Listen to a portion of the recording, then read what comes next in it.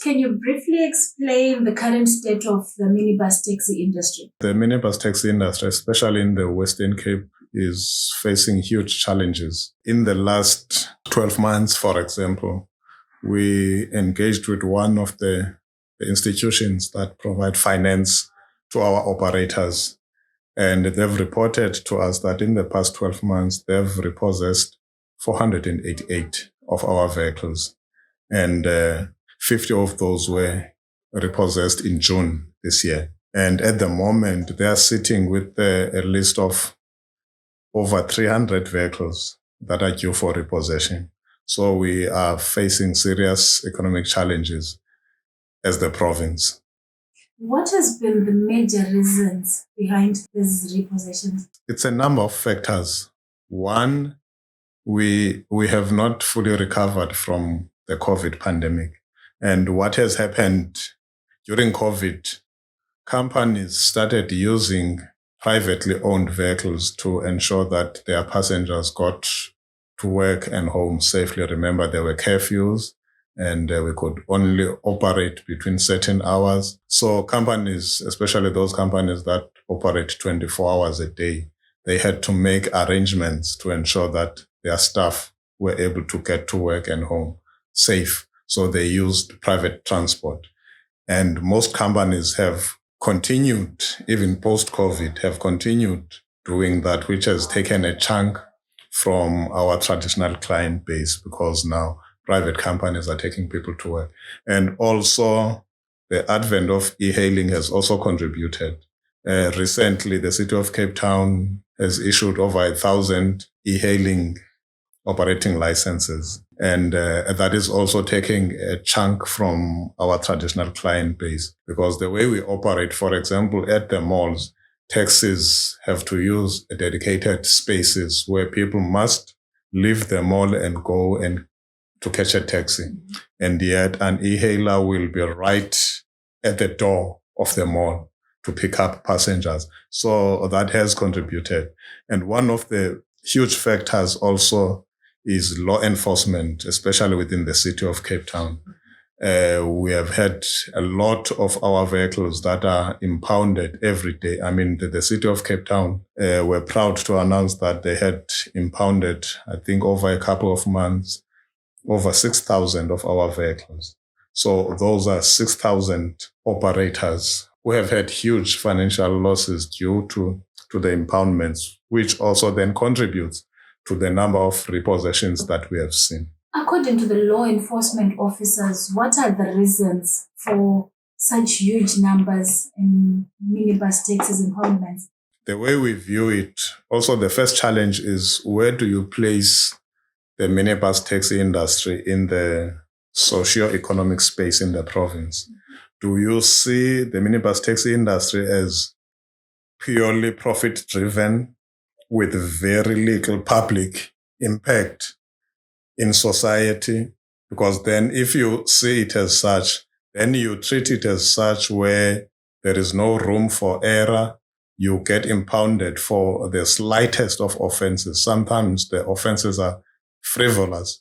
Where a driver should have been fined, the driver is fined, but in addition, your taxi is impounded. So we always argue with law enforcement as far as this is concerned. But what they have done, they have made every traffic violation an impoundable offense. So your vehicle will be impounded for everything and anything that the driver does. Have you sought to engage the law enforcement officials on this to try and probably find ways in which you can work together and reduce such a high number of impoundments? We have tried our best. The MEC, when he came into office, he established a task team specifically to look at these challenges, to see how can the Department of Transport create a space that is conducive for us to operate, but also operating within the bounds of the law, of course. But that has not helped because when the shift has happened where instead of having specific violations that should lead to impoundment, now the city has said actually any violation and every violation must lead to the impoundment of that vehicle. So we are not moving as far as that is concerned. So even the task team has not borne any fruits, due to the fact that what we have seen is the escalation of the impoundments, because everything and anything, your vehicle is impounded. As the industry players, as the taxi associations, what measures are you currently taking to address the challenges you have mentioned? Are there any specific initiatives that you're coming up with to address such challenges? We have made proposals to government to say if we can come up with these kinds of interventions, these interventions would ensure that there's a reduction in these offenses that lead to the impoundment of our vehicles. But you must understand that the taxi industry, these are individual businesses. So as much as we are a huge industry, but individually, we are not as strong. We are only as strong if we act as a collective. And we are not funded. And we are operating in a space where you have your bus companies that gets over R1 billion a year in subsidies from government.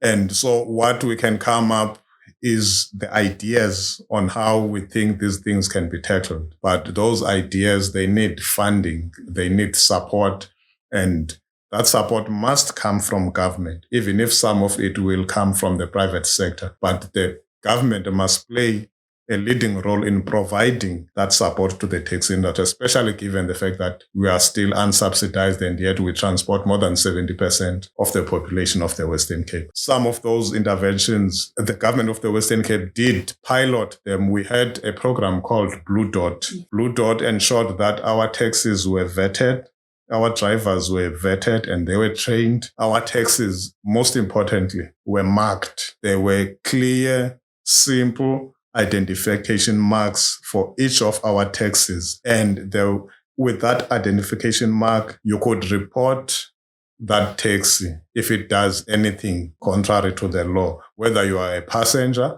or you are a private car driver who's driving behind that taxi. If that taxi does anything, there was a number, you could WhatsApp, you could SMS, you could tweet.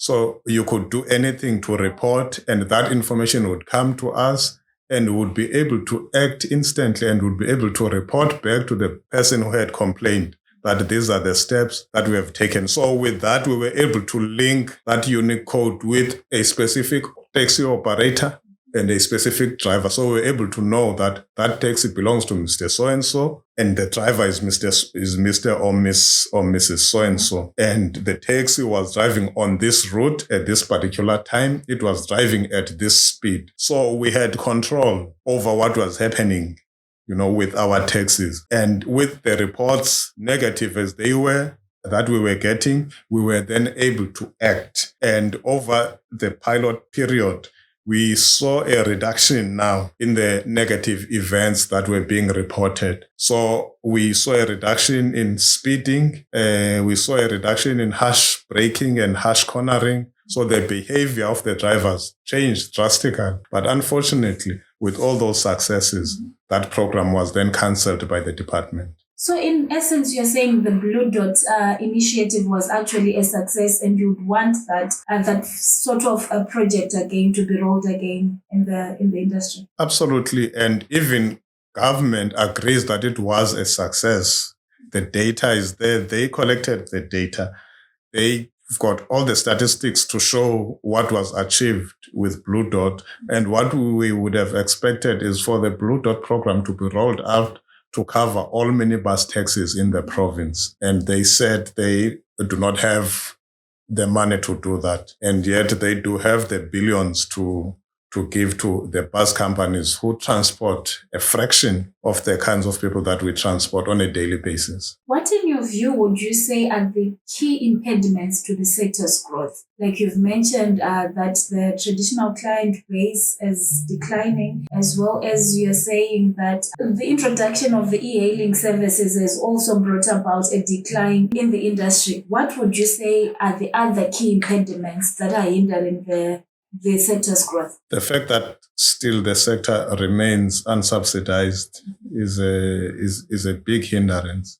And again, we will always go back to the issue of law enforcement. Because again, if you look at the reason why our operators cannot grow is the fact that their vehicles get impounded every day.